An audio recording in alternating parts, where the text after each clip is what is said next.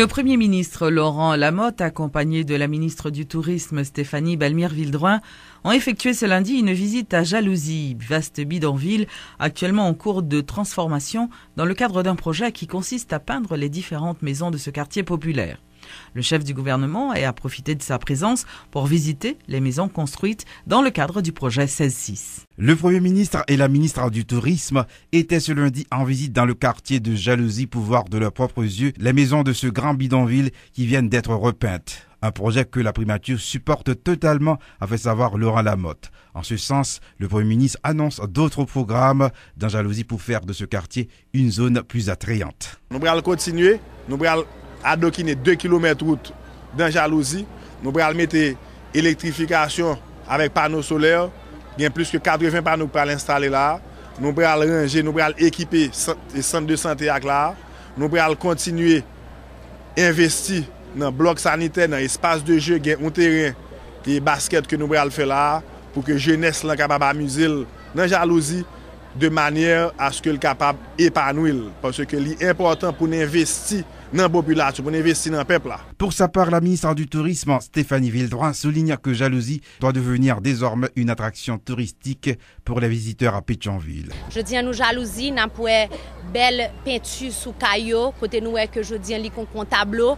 Et il faut me dire que nous avons des touristes canadiens qui étaient là et qui ont attiré l'attention de la visite Pétionville. Ils ont fait dernièrement, ils ont passé Boutillier pour descendre la ville.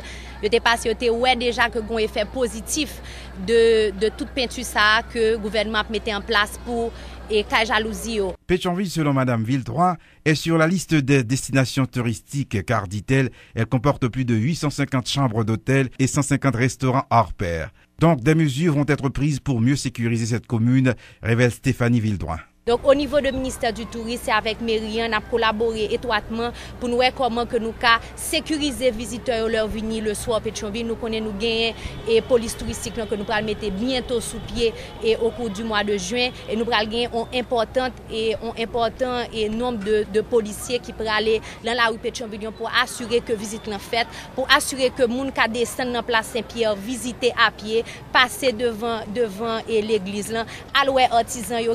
Dans le cadre de la restructuration du quartier de Jalousie, 600 maisons sont déjà peintes, alors que 410 autres doivent être rénovées et peintes, a précisé le Premier ministre. Haïti a connu une augmentation de l'ordre de 10 à 15% du nombre de cas de tuberculose en 2012. C'est ce qu'a révélé le docteur Willy Morose, chargé de coordonner la lutte contre cette maladie au ministère de la Santé.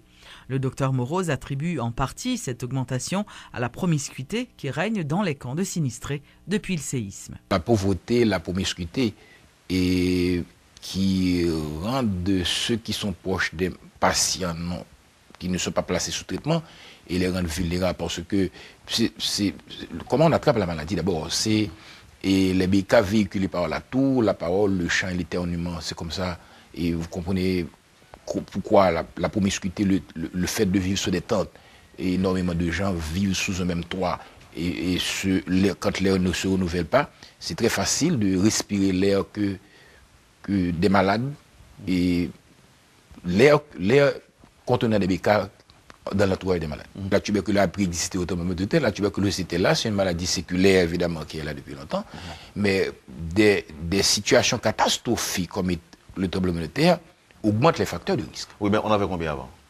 Bon, le chiffre fluctuait entre 12 000 et 14 000, et 12 000, 13 000, 14 000, et que ça augmente les risques par rapport à des gens qui sont délogés, vont vivre sous des tentes, des gens qui deviennent plus vulnérables, et des migrants évidemment qui se déplacent, et que quasiment ça augmente le risque. Okay. Au moins 35 personnes sont condamnées, 18 autres ont été libérées. C'est le bilan des assises criminelles sans assistance de jury qui ont débuté le 14 janvier dernier. Le doyen du tribunal de première instance de Port-au-Prince, maître Jean-Michel Raymond, a annoncé que les prochaines assises criminelles sans assistance de jury se dérouleront après la période pascale et dureront 5 jours. Le tribunal l'a poursuivi normalement avec activité quotidienne, à la seule différence depuis 14 janvier, nous gagnons une session criminelle sans assistants des jurys qui a fonctionné 3 fois par semaine. Immédiatement après la festivité pascale, nous avons gagné une session criminelle sans assistants des jurys qui a fonctionné chaque jour. Et c'était la Chambre des référés qui a fonctionné parallèlement avec la session criminelle et sans assistance des jurys, tout l'autre salut a bloqué. Pour assister à yo, grosso modo, moi qu'on ait gagné 35 condamnations, gagné 18 cas de libération. En gros, mais il n'est pas exhaustif.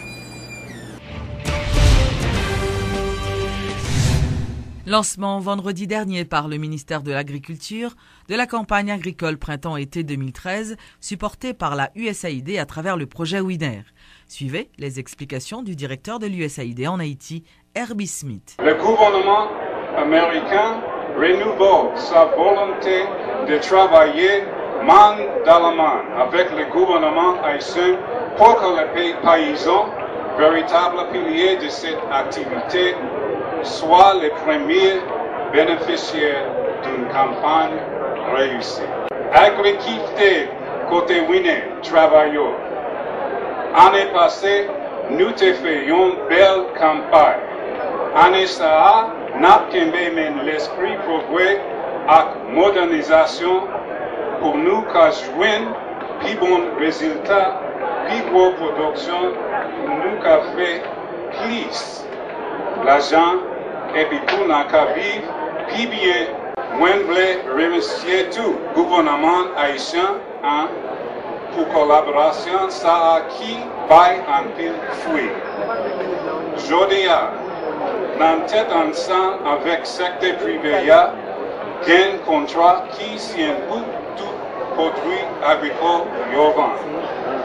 Avec l'association champion, n'importe monde qui a acheté dans mes paysans directement.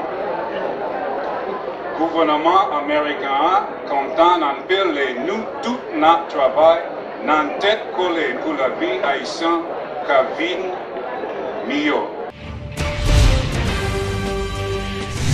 Les responsables de l'organisation Vision pour Haïti et pour le monde ont organisé vendredi dernier au palais municipal de Delma leur 9e congrès annuel. Dans son message de circonstance, le révérend pasteur Max Joseph a invité les Haïtiens à se mettre ensemble afin de sortir le pays du sous-développement. Le 9e congrès noir, il fait en Haïti et nous recevoir passer 30 pays en Haïti et tout pays ça yo allé satisfait. Yo arrivé comprendre plus bien que ça yo dit d'Haïti a, il pas voulu dire ça seulement. Et ça nous te prôner c'est thème non même c'est Haïti demain. On l'autre Haïti. C'est sur thème ça que nous fait tout 3 jours à réfléchir. En Haïti demain nous dit nous voulons l'autre Haïti dans la question éducation, nous besoin l'autre Haïti dans la santé, nous besoin l'autre Haïti au niveau de conception à partir de peuple la même mentalité. Nous te chita sur ça et nous te plus à parler de nouvelle Haïti pendant tout moment et puis vendre Haïti pour maintenant convaincre l'autre nation Haïti pas périr. Et après ça tout nous te toujours font projection internationale parce que nous te gars pile pays là nous te voulons vendre Caraïbes là, vendre l'Amérique latine comme espace qui est capable de servir comme un réseau pour nous faire un impact mondial au niveau ni spirituel, mais au niveau social, tout, au niveau économique.